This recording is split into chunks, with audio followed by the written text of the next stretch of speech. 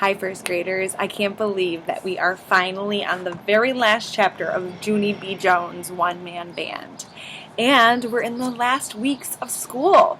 There's no reading check-in challenge this week, so I hope that you instead are able to participate in some of the fun challenges on our end of the year fun calendar. I think this will help us to have lots of fun kind of with each other from far away. So I miss you guys, and I hope that those activities are helping you to have a little bit of fun in these last days and weeks of school. Let's go ahead and talk chapter 9. Remember in chapter 8, they were about to perform in the halftime show, and Sheldon took off running. So we are wondering if Junie B is going to be like Sheldon, and is she going to chicken out as well, or is she going to do something a little bit different? Are we going to have something to contrast about the two characters? So here we go. Chapter 9 is called Plops. Room 2 laughed even louder.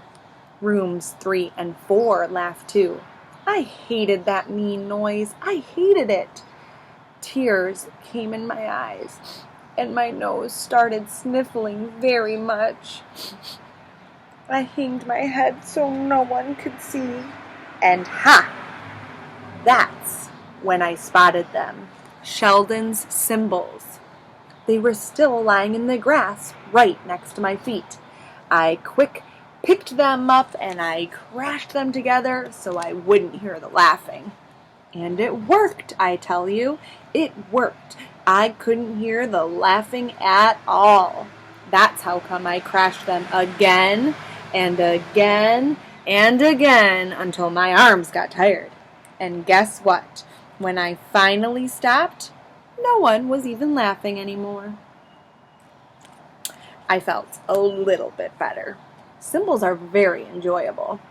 After that, I stood in the middle of the field and I rocked back and forth on my feet, very thinking, because I didn't know what to do next, of course.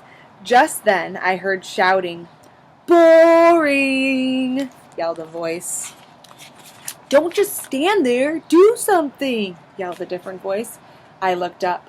The boys who shouted were being taken away by their teacher. That's because that's mean behavior, right? But it was already too late. More tears were coming in my eyes. Can you blame her? Mr. Scary started coming to get me. My brain began to panic because this was the stupidest halftime show I ever even saw. The children started laughing again. They would be laughing at me for the rest of their life, probably. Then, all of a sudden, my eyes glanced over to Sheldon's microphone. And what do you know? A brand new idea popped into my head, and it's called, "Hey, maybe I could sing a song just like Sheldon was going to do." I grinned real big. Yes, I could sing "The Sun Will Come Out Tomorrow" from the hit musical Annie, 'cause I love that tune, I tell ya. And I know some of you guys were dancing to your favorite tunes the other day. I hurried over to the microphone. Then I opened my mouth to sing, only I couldn't actually remember how that song started. Mr. Scary was getting closer. My brain panicked some more. Then out of nowhere, I heard a plop. I looked down. Something had landed on the ground next to my boots. I looked closer. It was a flaky biscuit, I believe. Plop, plop, plop. 2 more biscuits and a small plum. Then suddenly there was another fuss in the stands, and 2 more kids were getting led away by their teacher. That's when I got it. That's when I figured out that those meanie kids had thrown food at me. And throwing food is the biggest insult you can even do. At first, my face turned red as a tomato. Then I felt myself getting mad. And I got madder and madder. And then I picked up those biscuits and I started to throw them back. Only all at once, my brain changed its mind. And instead of throwing them back, I put 2 of the biscuits in my right hand, and I held the other biscuit in my left hand, and I tossed them in the air one by one, exactly like my Juggle book said to. And then magic happened, I tell you. It did. It really did. because for just a few teensy seconds, I juggled those biscuits way high in the air. I juggled them as perfect as could be, and I caught them too. I caught all 3 of those flaky guys, and then the whole entire bleachers started to clap and clap and clap. Go ahead and clap and cheer for Junie. And they cheered and cheered and cheered. And the sound of that noise was better than the bestest daydream I ever had. I did a bow. Go ahead and take a bow. The people kept on clapping. I did another bow. Then I picked up Sheldon's cymbals and I marched right off the field, and guess what? It was the proudest darned moment of my life. The rest of the day was a joy. We had a happy party and I smiled till my cheeks hurt. Also, I wrote in my journal again. So before I read Junie's journal, I just want to point out that the way that Sheldon acted, how he ran away, was very different than the way that Junie acted. Junie was just as scared, right?